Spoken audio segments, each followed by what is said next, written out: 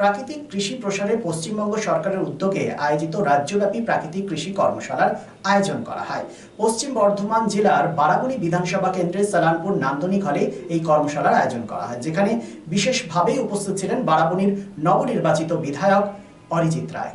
প্রদীপ প্রজ্বলনের মধ্য দিয়ে এই কর্মসূচির উদ্বোধন করেন বিধায়ক। মূলত এই কর্মশালা মাধ্যমে কৃষকদের মধ্যে প্রাকৃতিক ও পরিবেশ বান্ধব চাষাবাদের গুরুত্ব সম্পর্কে সচেতনতা বৃদ্ধির লক্ষ্যেই আয়োজন করা হয় এই কর্মশালা। কি বক্তব্য উঠল শুনবো। তাদের মাস্টাররা হয়ে গেছে।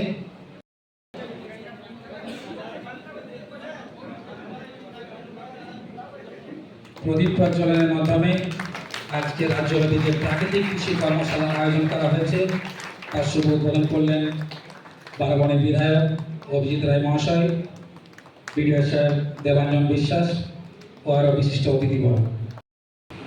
বারাবণীর বিধায়ক শ্রী অরিজিৎ রায় মহাশয়, সমষ্টি উন্নয়ন আধিকারিক।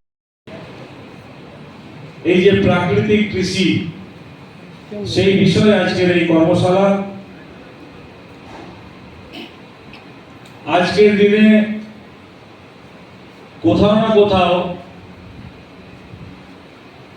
যেভাবে রাসায়নিক সারের পদ্ধতি বা ব্যবহার বেড়েই চলেছে,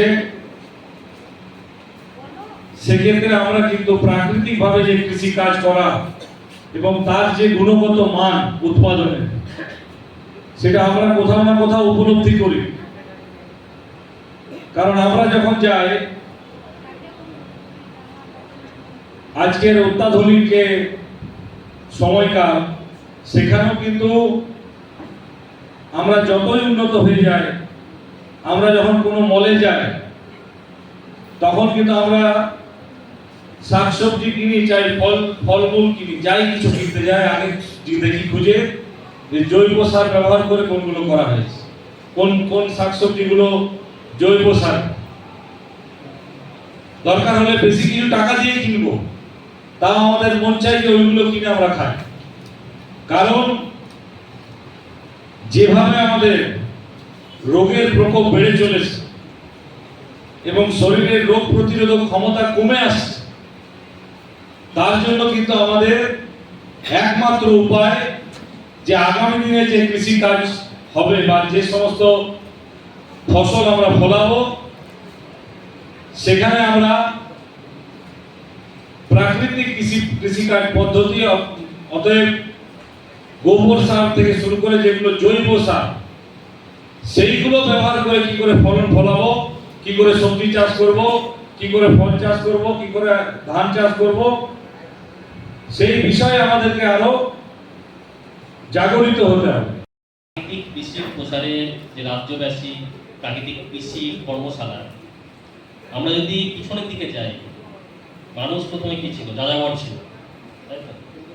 তারপরে মানুষ গোষ্ঠী হিসাবে এক জায়গায় আসে। মানুষ যখন যাযাবর ছিল তখন তারা বনে জঙ্গলে পশু পাখি মেরে ফল মূল খেত, এইসব খেত। কিন্তু যখন মানুষ দেখলো যে না, এর থেকেও ভালো উপাদেয় খাদ্য আমরা একটা জায়গায় সংস্থান করতে পারি, তখন কিছু হয়তো ঘাসের বীজ থেকে কিছু হয়তো এখন যেটাকে আমরা কাওয়ান বলি, কাওয়ানের কিছুই খেয়েছেন নিশ্চয় অনেকে। এই ধরনের জিনিস আমরা তখন ফার্স্ট টাইম যেটা খাওয়া হয়েছিল, সেগুলো এইটা ছিল যে ঘাস ফুলের যে বীজ, সেটা দিয়ে আমাদের প্রথম চাষের শুরু হয়।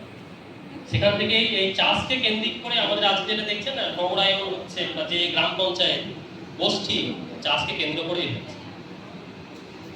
কিন্তু বর্তমান সময়ে দেখা যাচ্ছে যে লাভ করার নেশায়, মানে ধরুন প্রফিট করার জন্য আমরা কৃষিক্ষেত্রে এত পরিমাণ জৈব সার ব্যবহার করে দিতে চাই, অজৈব সার ব্যবহার করে দিচ্ছি, রাসায়নিক সার বা বিষ।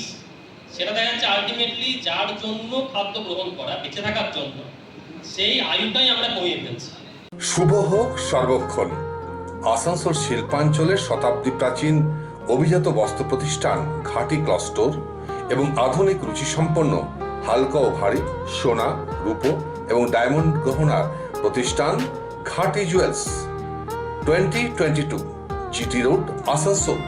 Mobile number 9734151700 and 8389950456।